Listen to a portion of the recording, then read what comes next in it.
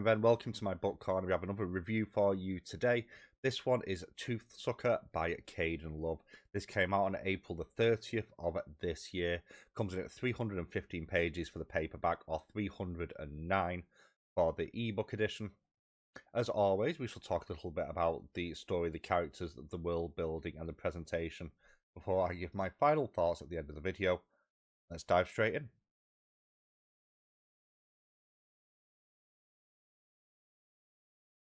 So Toothsucker is a cyberpunk vampire story, which is as cool as it sounds. We have a group of people who refer to themselves as the Imps, who are under the employ of a man named Delian, who is the boss of Osteolite, which is a pharma company that's kind of on the rise.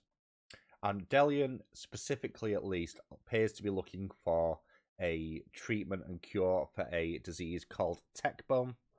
Although this is cyberpunk, and there is an intention here to climb up the social hierarchy, maybe even to become president of the Republic of Capital, which is where this story is taking place. Now, the vampire element comes in with some of the modifications that the imps have had. They've all received a hypothalamic implant, which basically means they've got implanted teeth that give them certain superhuman abilities. Not too dissimilar to the sort of enhanced abilities you see with vampires in standard media.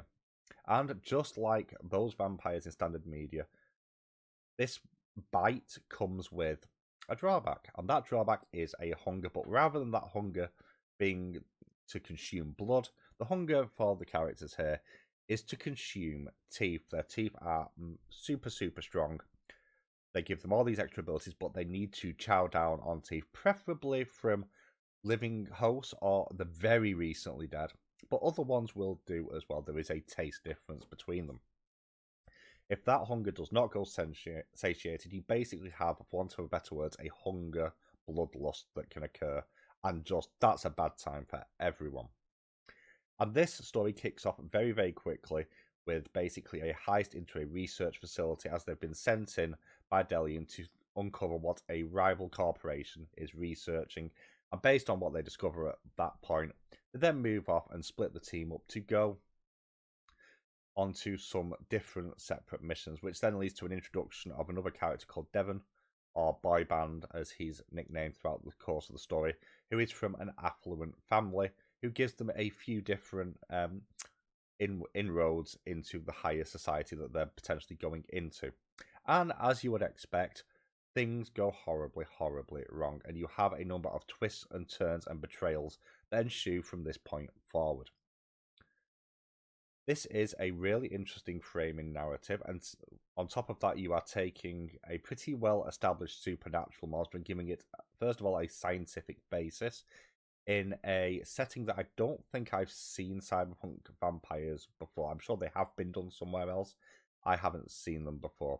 And what this means is you have a pretty fast-paced and relentless story here. And even when there's downtime, because these people are not the wrong side of the law per se, but they're certainly not on the right side, and how lawless cyberpunk generally tends to be, you have a constant sense of tension going throughout this, as well as the burgeoning sense of corruption that you always have in these settings. I think this is a really solid story. It's worth mentioning here, and I didn't know this going in, that this is book one in a series as well. So please bear that in mind going in. But overall, I think the story does a really good job here.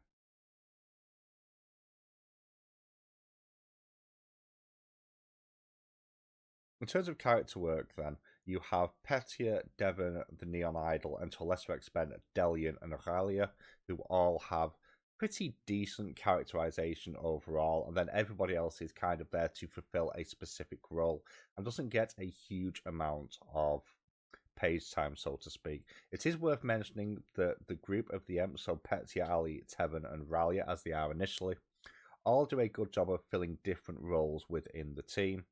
Ralia being the one outside of Petya that gets the most development. He's very much the tech wizard, far more advanced and quicker at hacking and breaking systems than anybody else. And Petya is kind of the leader of the group. And Petya has a really interesting arc. So they are for want of a better word, a political refugee. They came to the Republic from Medislavia. And we get little hints and bits and pieces about why they left. They were involved in politics, it appears, at the time, specifically speaking out against the ruling class. And for whatever reason, they've ended up in the Republic. And they're quite antisocial. They're very much scarred by what has gone on before. And they're not really interested in anything beyond going, doing the job, and don't trust themselves to make true connections, which is an interesting throughput when you consider that partway through the book they do get paired up with Devon, who is a relatively higher class member of society whose parents have just been killed in an accident, inverted commas, and has been pulled into this sort of seedy, almost underworld like scenario, and is very much very green, but has all the impetuousness and arrogance that youth often brings, especially youth lived in privilege. And you have some interesting shaping that's going on there, but also a sense from Petya's point of view of almost putting an arm around this young person to try and get them through and survive, partially to make sure the job gets done, because there's reasons that Petya wants to complete these assignments, but also almost a sense of internalized guilt, I suppose, is the best way of putting it. On top of all this, Petya is dependent on a number of fixes, neural stimulus, and various other programs, drugs, that sort of thing, which again are quite normal within the cyberpunk universe and does sort of eschew the actual real life relationships, and that growth throughout the story works really, really well, especially as you approach the neon idol, who very much has almost a pedestal in Petya's own head, and seeing what they're going through, and that empathy beginning to leak out again as the story goes on. You have an interesting inverse with that, with Devon, as they go from being this brash, confident young person who then, after they see the horror of what they're going through and realize that the hypothalamic implants, what that really means, because they were not warned, they begin to realize that maybe the world that they've grown up in isn't the way the world really is. And this then starts to play into the whole class system of the whole world, which we'll touch on in a moment. But it shows a really, really good cycle of building between these two characters in particular, and then to a lesser extent, Ralia, who is probably the closest person to Kaden in general, and also the Neon Idol. And it's also worth mentioning here as well that the boss, Delian, really does give creepy scumbag vibes. Like, he appears to be out to do the right thing, but nothing that he does quite fits right. On top of that, there's the whole thing about how he always knows what to do, but the way he gives his plans over and stuff is sort of communicated makes you think that that sort of illusion of competency isn't completely accurate. Like, this is not someone who does have all their ducks in a row. They've got a few ducks and are hoping the rest just line up at times. Well, that's how it feels anyway.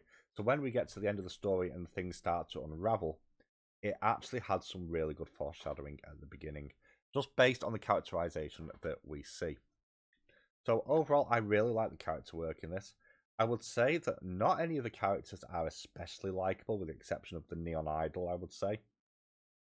But that's perfectly fine, because you see the character grow up as they become more likable and almost more human throughout the course of the story. They become less desensitized to the world around them. And that's a really, really smart trick to pull off in this sort of setting.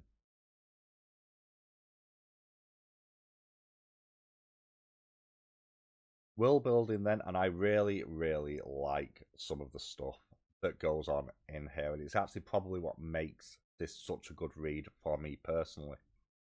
So this is a cyberpunk setting, so you have the bright neon lights, you have the corporate corruption, you have the moral corruption as well. You have corporations in charge, both in terms of business and politics, which is always a dangerous thing.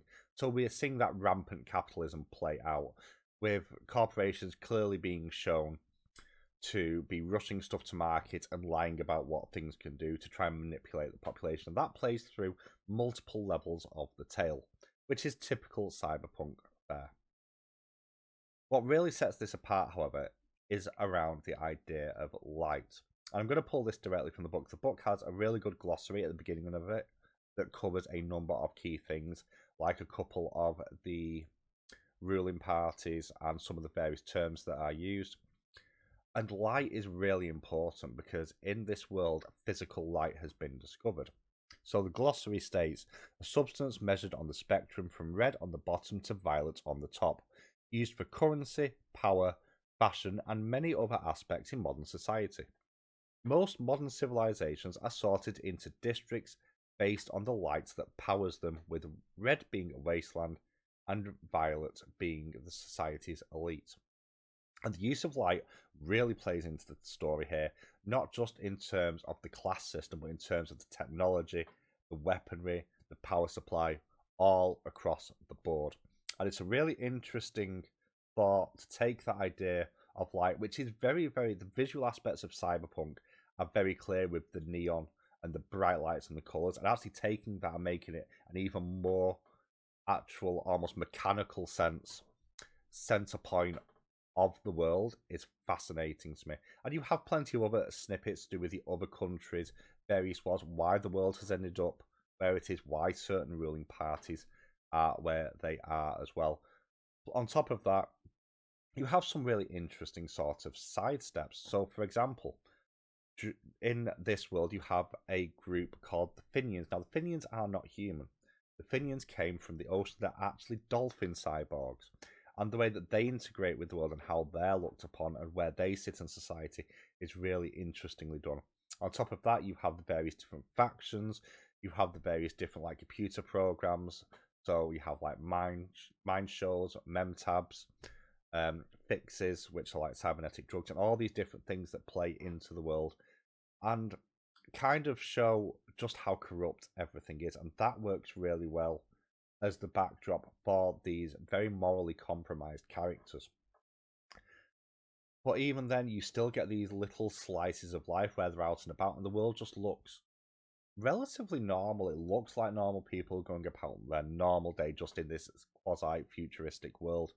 And that gives you a really, really interesting kind of contrast, I suppose is the word I'm looking for, between what our characters are going through, what the everyday citizen's going through. And that does a really, really good job of selling how deep-seated the corruption and the manipulation from corporations and the political class are in this world. Absolutely stunning. World building is always my favourite part of cyberpunk stories. I absolutely love it. This is absolutely no exception.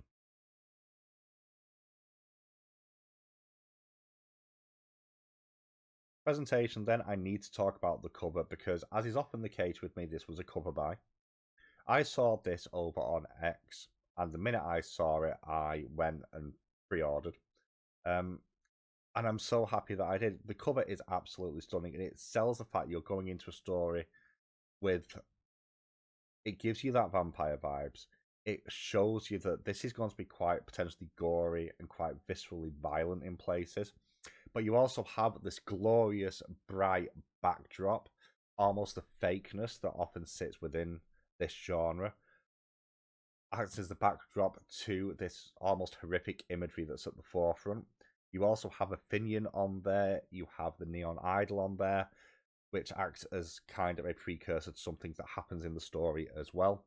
Some foreshadowing there. I think this is an absolutely racking cover, and all the way down just to the jagginess of the font as well. Absolutely phenomenal. In terms of the writing here is really, really good. This is the first book I've read by Kaden Love. I will definitely be reading more. What really impresses me in this is twofold. First off, just managing to build this persistent atmosphere of distrust and tension, even when nothing's really happening, because the world is so corrupt. It does an amazing job of building that out, first off. The chapter lengths as well are long enough that it allows the scenes to breathe, which is another criticism I often have of a lot of more recent novels, is that the chapters tend to be quite stop-start and quite short, which can work for some stories, but sometimes you just need the atmosphere and sort of the world around it to breathe a little bit, and this does an amazing job of that as well, with it coming in at about, I think it's 20 chapters off the top of my head. So you're looking at 15 pages on average per chapter, which doesn't sound a lot, but compared to a lot of modern books, it kind of is. And it also manages to not overstay its length in those chapters as well, which works exceptionally well. But special mention here has to go for the visceral feel of the novel, with a lot of the imagery in here making me feel not quite queasy, but something quite close, especially in some of the more violent action-based scenes. Jaw-dropping is not a word I want to use near this book because my jaw wouldn't be safe, as are many people's not safe, it is worth mentioning. But there's a level of brutality here, and it's even more impressive by the fact that that level of brutality is communicated in a way that is not overwritten. The descriptions are not too in detail, but they're detailed enough to trigger the imagination to kick in those extra levels, which is where horror really, really works, when it makes your own brain fill in the pieces.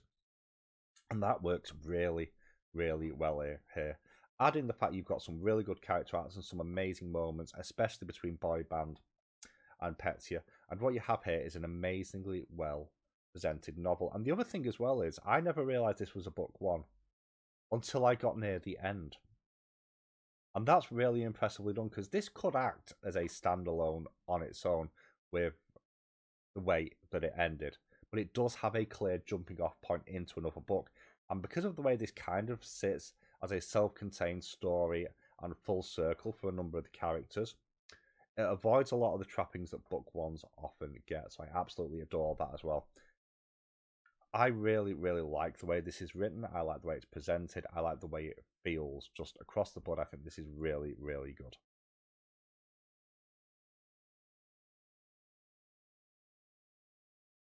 Final thoughts then, and cyberpunk as a sell to people is always a bit of a tough one to me, because cyberpunk is not for everyone. And from my personal experience reading books within this specific genre, it does something very similar with me to the way extreme horror kind of does, in that because of the intensity of the settings and the story and the viscerality of it, it quite often kind of forces me to put a wall up and distances me from it, which is a byproduct of good storytelling quite often, but it also prevents some of the appreciation on my part. This book, however, doesn't do any of that. It manages to fully reel me in, and whilst it still makes me feel really uncomfortable at times and potentially borderline queasy, it never hits that level of almost disgust that sometimes this genre can hit, which I really do appreciate. I absolutely love the futuristic take on vampires. I think it's really, really smart, especially as the way that that links into some of the other world building that's going on as well. I think there is a great character journey going on for a number of people in here. The world is absolutely fascinating. I really do think that if you're a fan of sci-fi, you should consider trying this one out, or of horror, or indeed cyberpunk as well. I think there is a lot to love in this book. This is an easy 4.5 stars for me. Absolutely loved it. What I would like to know is, what cyberpunk/horror books have you read recently? Drop them down in the comments below. Let me know. I'm always looking for recommendations. And of course, if you've enjoyed this review, please consider giving it a thumbs up. It always helps the channel out. That's it from me. Thank you so much for watching, and I'll catch you all very soon.